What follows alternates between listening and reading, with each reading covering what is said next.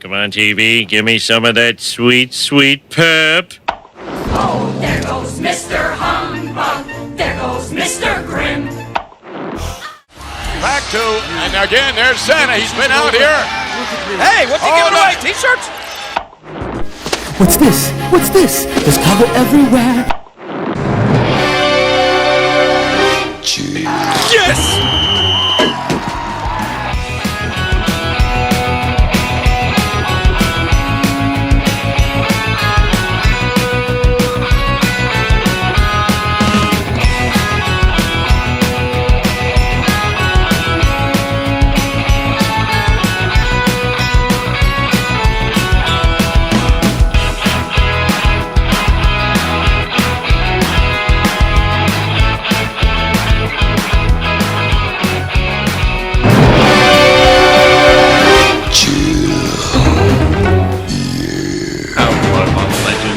Welcome to the Model Behaviour Christmas Special. I'd also like to welcome you to Stanley's first ever Christmas. It's been a year of firsts. Some of them have been quite good, actually. I mean, our first ever Fox movie figures, who thought we would have ever seen the day? That's a pretty cool first. Plus, our first ever HasLab project. Whew!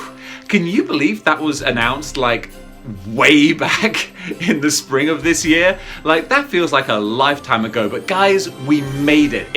It's Christmas, finally. Stanley has something to chew on that's not one of my action figures, so we're all winning here. And today we are going to go through our year-end awards. This is not the Model Behaviour top figures of the year. That's coming up later. But first of all, we have the Marvel Legends Community Awards. These are awards that were collaborated and corroborated? Something like that. Either way, we went online to the forums, to the groups, and polled all the online Marvel Legends collectors as to not only what their favorite Marvel Legends were, but also the additional awards, the WTF awards, the worst figures, the best paint jobs, the best waves, the biggest surprises. So we're gonna have a fun award ceremony. Plus, I'm gonna sprinkle in one of my favorite Marvel Christmas stories as well. Folks, it's going to be a Christmas extravaganza with you, me, and our boy Stanley here. So let's get to it. All right, Stanley, you have to go and get the awards, all right? Yeah, I told you where they are. All right, off you go. Go on.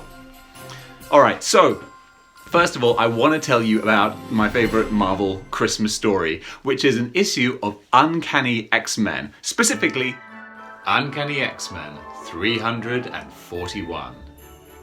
This issue finds our heroes in a snowy Times Square to do some last-minute Christmas shopping. We open on a beautiful scene with Bishop, Gambit, Rogue, Joseph, Beast, Trish and Cannonball making their way through the bustling New York streets. Beast invites his team to join he and Trisha for dinner. However, Gambit is feeling sore at the attention Joseph has been paying to Rogue, so he departs for the evening. And Joseph himself has plans for he and the Southern Belle. Bishop excuses himself as he needs a little time alone to process the summer they've all just been through. Joseph, meanwhile, invites Rogue to board a classic horse-drawn carriage for a romantic ride through, or should I say, over New York. Cannonball would love to join Beast and Trish for dinner. However, he says he needs to grab a few last-minute Christmas presents on his shopping list before unfurling a comedically long list of items. Beast and Trish wish him the very best of luck as they depart for their dinner. In a nice little touch, and something I love about 90s Marvel, Sam passes by the Punisher on his way to the store. There's no storyline reason for this, it's just a coincidence that Frank Castle happens to be walking down the same street as Sam, and it's moments like this that make the Marvel Universe feel so beautifully alive and connected. Unfortunately for Sam, after a year of facing down some of the greatest horrors the X-Men have ever known, he's confronted by the most terrifying sight yet: a retail store on Christmas Eve. If this wonderfully chaotic scene depicted by Joe Madureira doesn't capture the spirit of Christmas, I don't know what does. Despite the chaos, Sam is still able to flirt with a young shop assistant. However, this brief moment is interrupted by the explosive entrance of the creator of the Royal Galactic House of the Shi'ar Empire, Gladiator, as he comes crashing through the roof of the mall.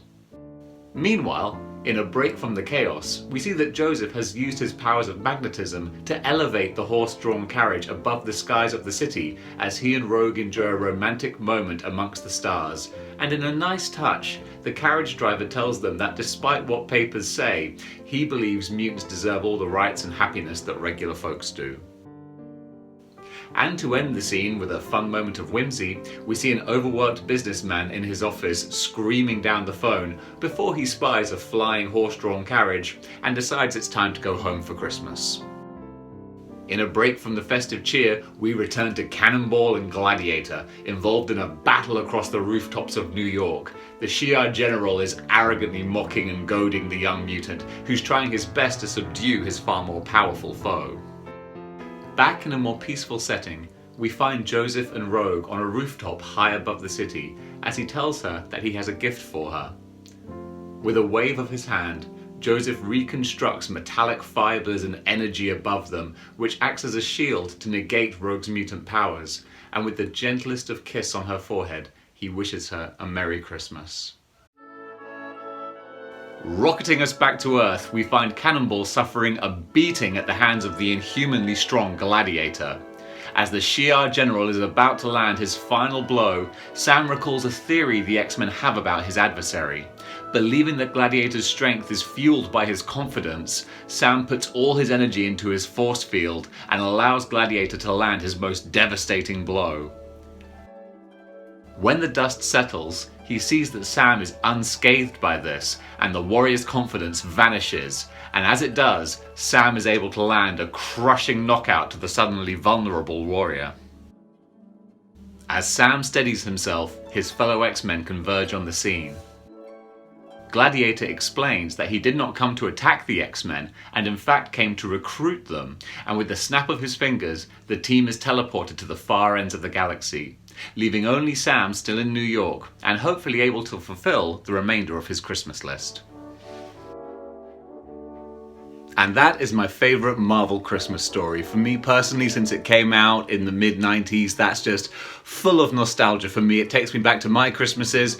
Not that I had fistfights with aliens in shopping malls, but there were some similar tones going on there. But now, it is time for the Marvel Legends Year-End Awards. The biggest, most important one, of course, is what is the best Marvel Legend of 2020, and the results for that have been put together and I still need to try and find that word.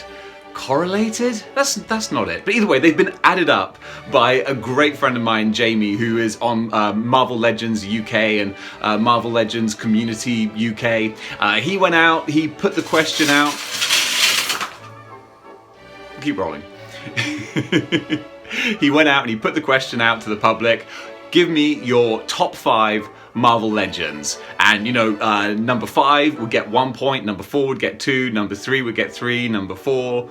You know what I'm saying. Number 1 got 5 points. And he did the maths, he put it all in a spreadsheet, and we have the official top 5 Marvel Legends of 2020. But before we get to that, we have some very different awards. So, first of all, and without further ado, let's not beat around the bush. I am going to give you the worst figure of 2020 as voted by the Marvel Legends online community. And the nominees are Pirate Deadpool, Stealth Captain America, Spy Master, Star Boost Iron Man, Black Tom, Wild Child, and Gamerverse Outback Hulk. And the winner of the worst Marvel Legend award is Stanley.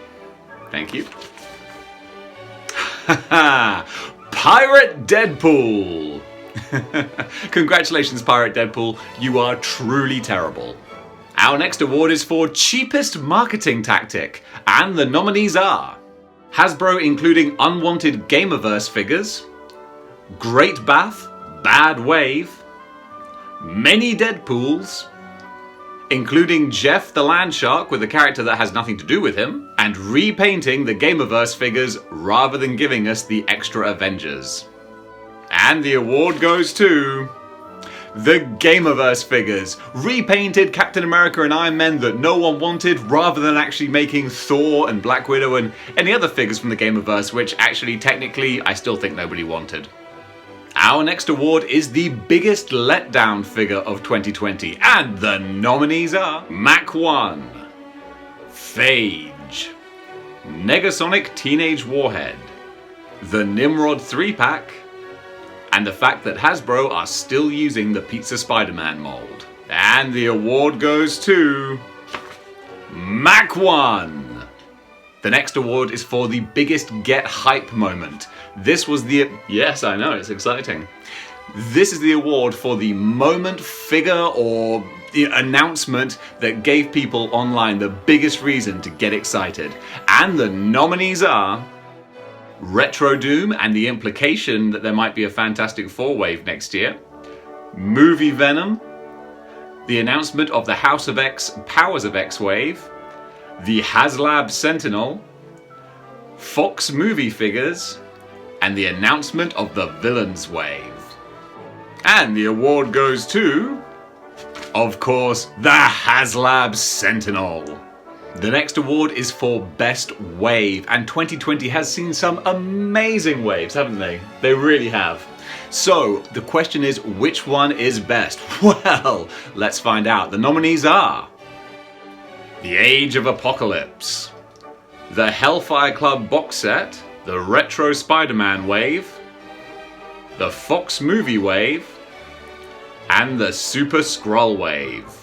And the winner of the best wave of 2020 is the Retro Spider-Man wave. This is an interesting one because this wave did not have a Build-A-Figure. It wasn't a traditional wave, but my goodness, with the figures, the sculpting, the beautiful paintwork, yeah, this is easily the wave of the year. Now we have Best Paint Job, and the nominees are Venompool, Carnage, Doctor Doom, and the Hugh Jackman Wolverine. And the winner is the Hugh Jackman Wolverine. This is a beautiful figure, and also the fact that it is a human figure, a real person that they are trying to recreate, never an easy task. And I think that with the paintwork, the detailing, they really went the extra mile with this. So bravo for the Hugh Jackman Wolverine. Now we have a very big award. It is the BAF of the Year, the Best Build-A-Figure of 2020. And the nominees are Venompool, Strong Guy, Sugar Man, and Abomination. And the winner is... Where's the envelope? Have you eaten it? Okay. Alright, I'll just tell them. And the winner is Venompool. Next up we have the I Thought It Would Suck, but actually it's awesome award. And the nominees are Cyborg Spider-Man, Negasonic Teenage Warhead, Fox Magneto, Morbius, and Fox Professor X. And the winner is Cyborg Spider-Man. Now we have a very controversial award. It's the I Can't Believe We Still Don't Have This Figure award. And the nominees are Cardiac, Lab Coat Beast, Avalanche, Classic She-Hulk, Toad, Classic Doctor Strange, Death's Head Mark 1, and Comic Book Red Skull. And the winner is... Oh, for goodness sakes. Get it. Thank you. Classic Doctor Strange. Now it's time for the award of the worst accessory.